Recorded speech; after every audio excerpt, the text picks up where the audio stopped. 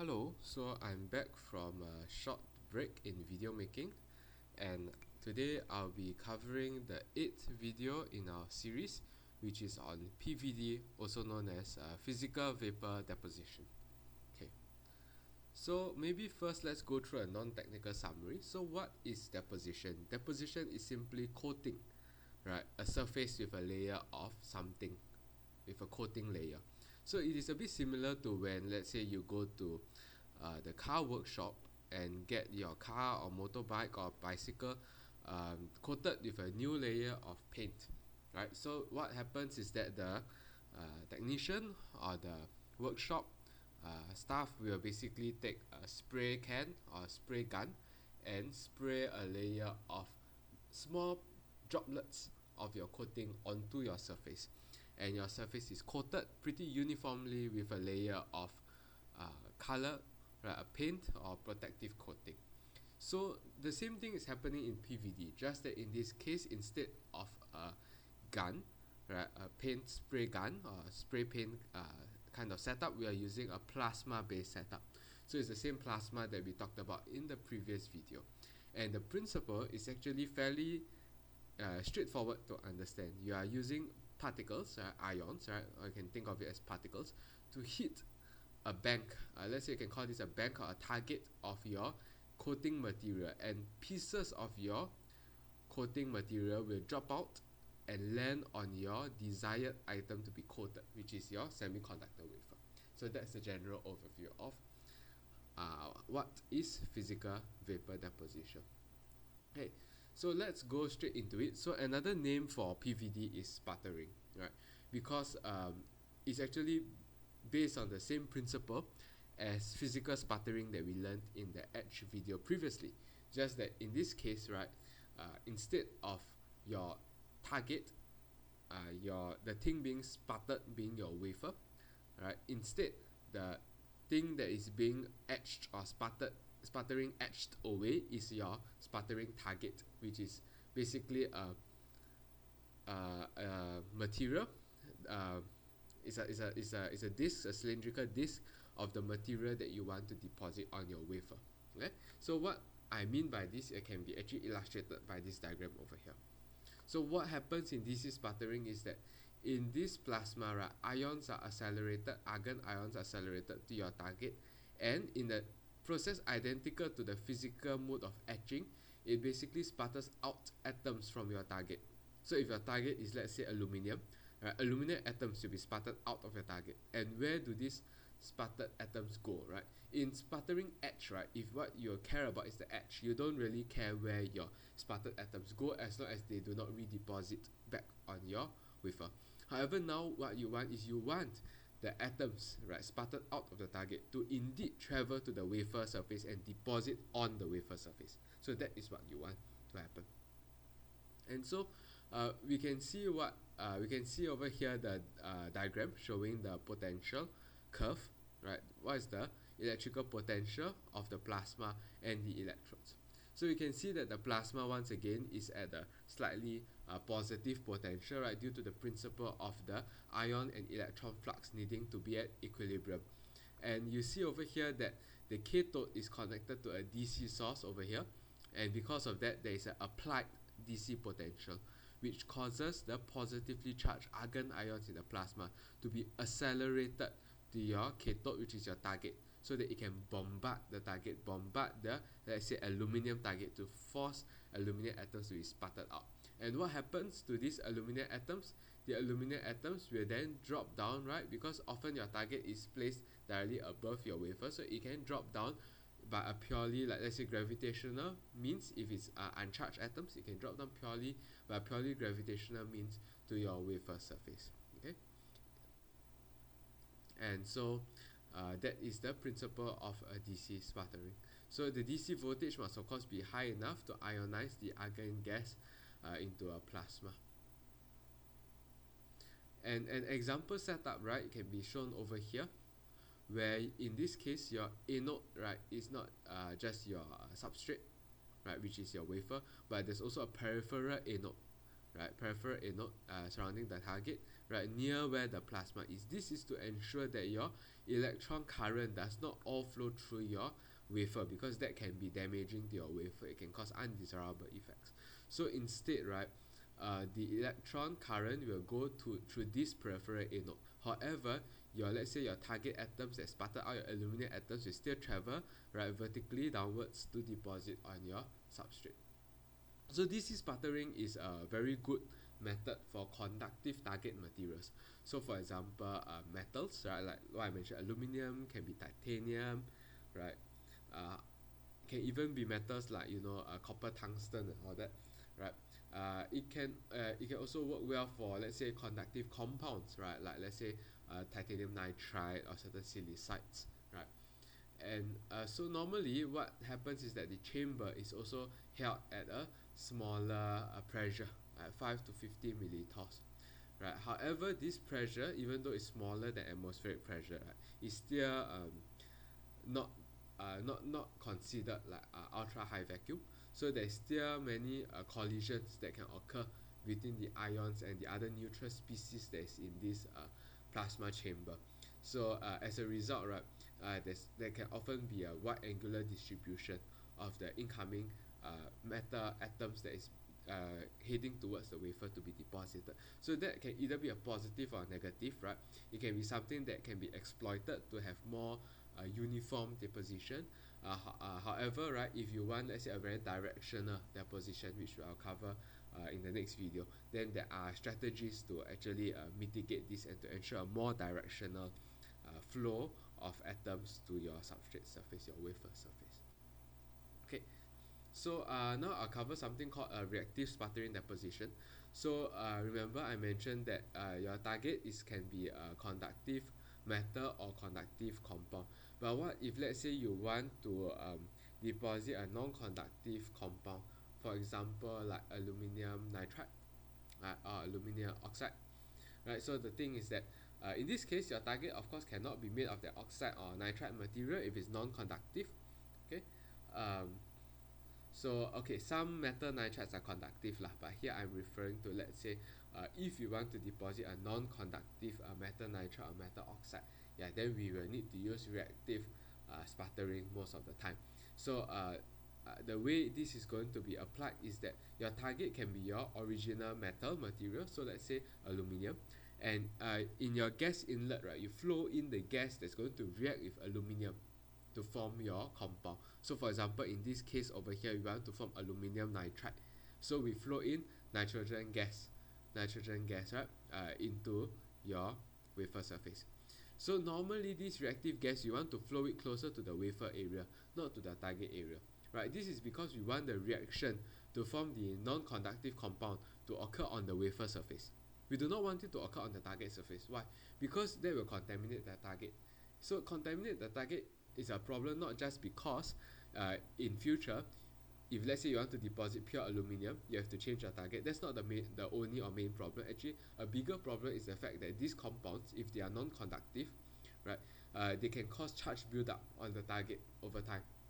And this can cause undesirable phenomena to occur in the sputtering chamber, such as the formation of electrical arcs, also known as arcing, which will actually cause deposition issues down the line. So basically what we want to do is we want to flow the reactive gas onto or basically across the wafer surface. Okay. So now in addition to having a DC bias, right, on your target, right, you can also have a RF bias. So now I'll cover the RF sputtering. So as I covered in the previous video, in the RF plasma kind of setup, the DC bias that occurs on the electrode is not externally applied, because the time average bias of a RF source, right, is 0 volts, right. So this DC bias is self-established, right. And why does it self-establish? To maintain the equilibrium between ion and electron flux, as mentioned in the previous video. So how do we want to make the DC bias larger on one side? Is to make the electrode smaller.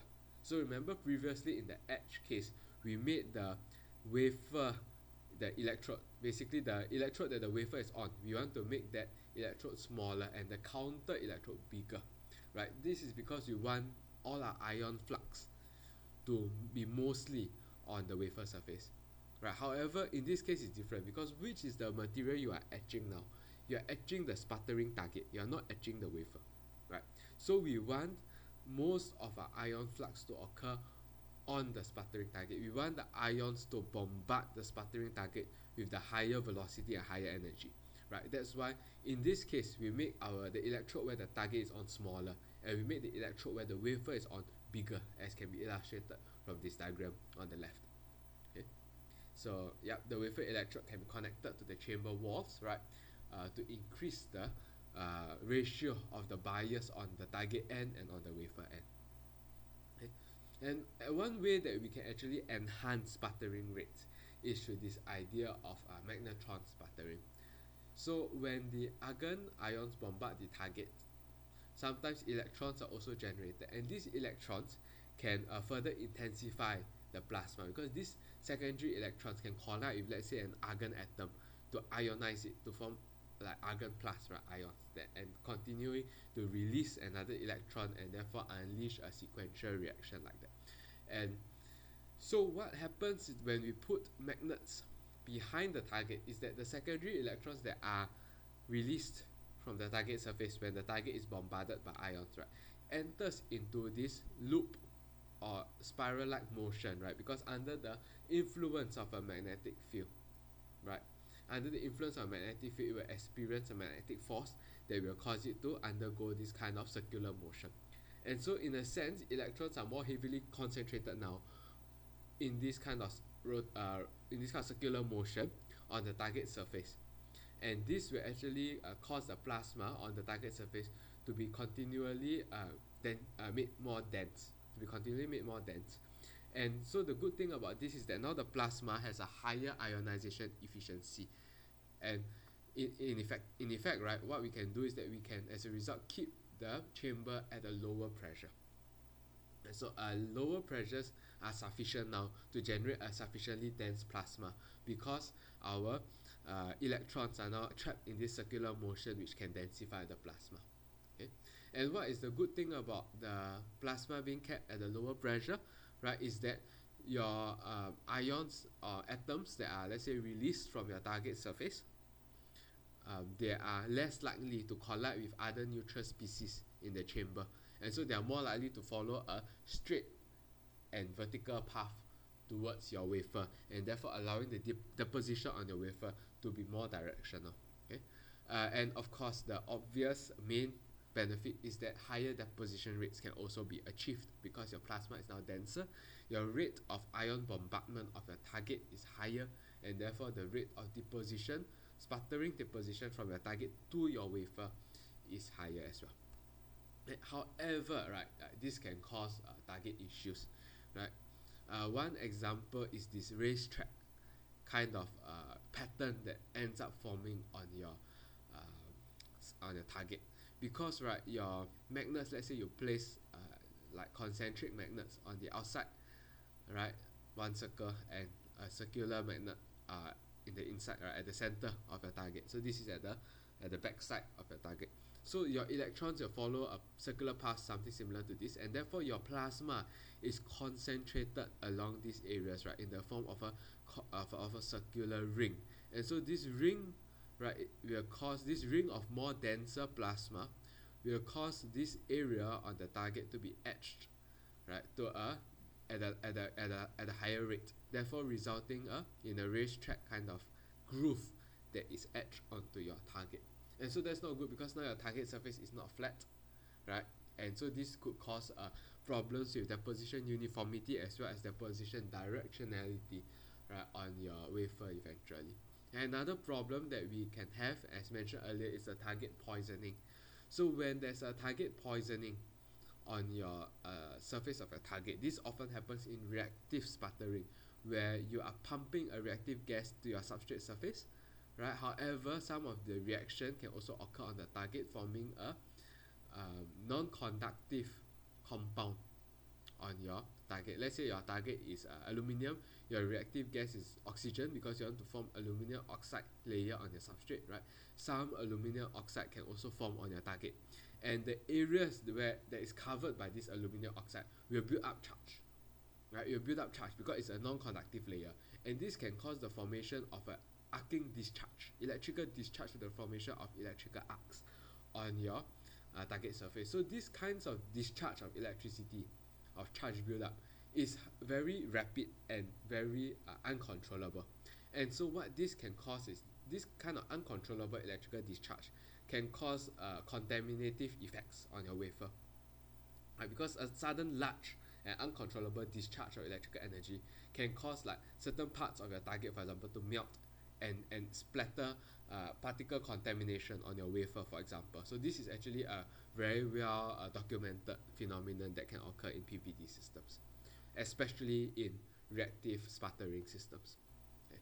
So now that we have covered sputtering, there's actually also another kind of PVD deposition. So sputtering is like, you can think of it like kind of collision based, right?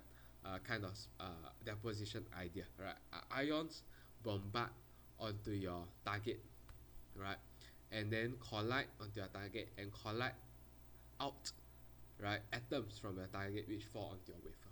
So the other kind of PVD called evaporation, right? Thermal evaporation, occurs through a purely basically change of phase kind of mechanism. So it's simply you are heating your source material to a high enough temperature such that its vapor pressure is high enough for it to for some atoms to enter into the gaseous phase and diffuse to your substrate, your wafer, which is held at the lower temperature. So on your wafer, it basically deposits, right? It undergoes a change in phase back to the solid phase and deposits. Okay. However, this is mainly useful for metals with relatively lower vapor pressure, right? For example, in this case, you can deposit your aluminium, right? Because aluminium, sorry, I said wrongly. It is for metals with a higher vapor pressure at lower temperatures. Yeah, higher vapor pressure at lower temperatures. So, for example, in this case, we can use metals such as aluminium, right? We can use metals such as zinc. However, right, if you were to use refractory metals such as tungsten, neodymium, molybdenum, right, and others, right, these metals have very high melting temperatures and as a result very low vapor pressures. So for example, right, the aluminium melting point is 1250 degrees C. So therefore at, like, let's say moderately higher temperatures, right, such as closer to about 2000 maybe 2000 Kelvin, right, we can see there is certain positive basically a certain not too low, right, equilibrium vapor pressure that exists. Okay, however, right, the tungsten melting point is 3000 degrees Celsius, and so as a result, right, it has a very low vapor pressure even at relatively high temperature, so it's not appropriate for it to undergo this thermal evaporation kind of deposition method. And so how do we actually cause the evaporation to occur? Right, you can use a heater, right, heating coil. So this heating coil is normally made out of a refractory material that can handle very high temperature without like melting, right? So yeah, we can use like tungsten, for example, to make the heating coil. However, another way that's also possible is through the electron beam, through use of a high energy targeted electron beam to heat up the to heat up the source material, such that the source material can evaporate and deposit onto your wafer surface. Okay, so it is good for vaporizing materials with higher melting temperature, since now the highest temperature that can be attained by this kind of heating setup is no longer constrained by the melting point of the material that you make your heating coil with. Okay? In addition, right, there's also reduced contamination, because now the heating is very localized. You can just heat your source material only, and you can achieve better rate control as well. And you can also, right, rotate through various source material by choosing where your electron beam is focusing on. Let's say you can have a few sources then your electron beam can shine on each sources sequentially to create a sequential deposition of the layers of material without breaking the vacuum or taking the sample out of the chamber, which is very good because a lot of metals, right, after you deposit them, if you let's say take it out back into the room atmosphere or clean room, let's say, whatever, but an atmosphere that contains oxygen, which is the air that we breathe, right, it will oxidize, so the surface will grow a layer of oxide layer. And so that if you deposit another layer on top of it, there will be still that oxide layer sandwiched in between your two layers, and that is very bad for, let's say, things like electrical conductivity, because imagine if you're depositing a stack of metals that all should conduct electricity, and in between you have a non-conductive oxide layer, right, that is very deleterious to your electrical conductivity kind of parameters. Okay. And another related kind of deposition method that is related to your evaporation is molecular beam epitaxy. So it basically is a form of evaporation, just that your source is what we call effusion source, which is a very very well controlled source that is maintained at an isothermal kind of condition with a very small hole where a small stream of evaporated atoms flow out, and this can be controlled very very accurately, such that deposition rate can be very slow, or approximately 1 atomic layer per second.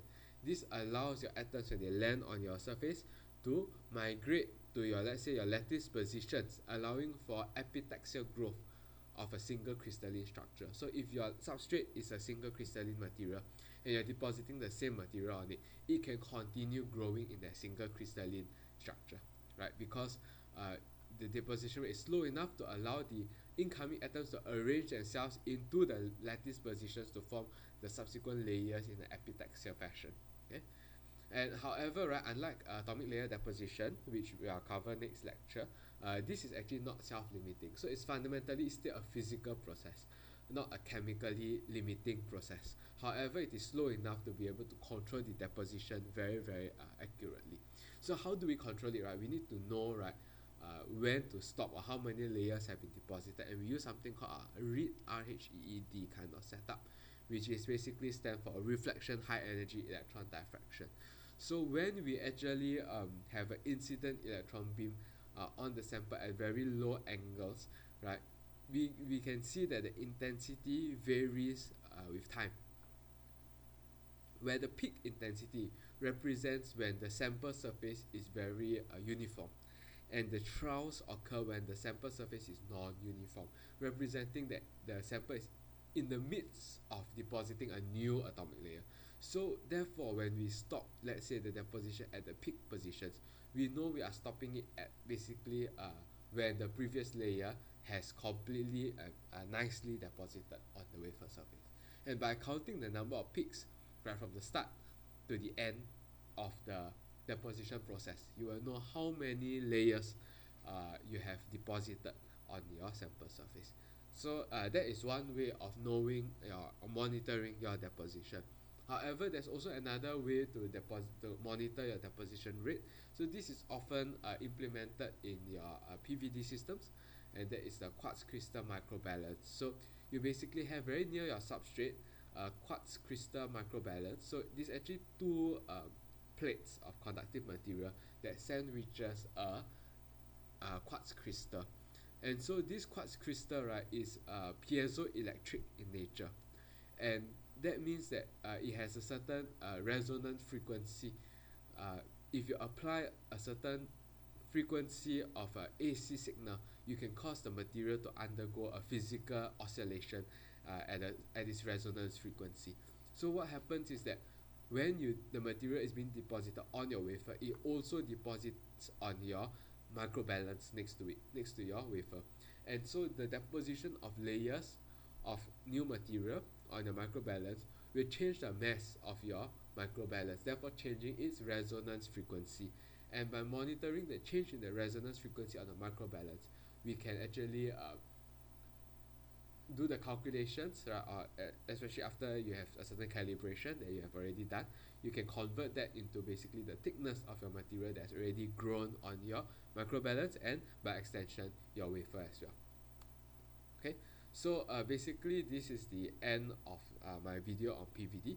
Right, in the next video, I will cover chemical vapor deposition (CVD), as well as atomic layer deposition (ALD). Okay, hope you enjoyed this video.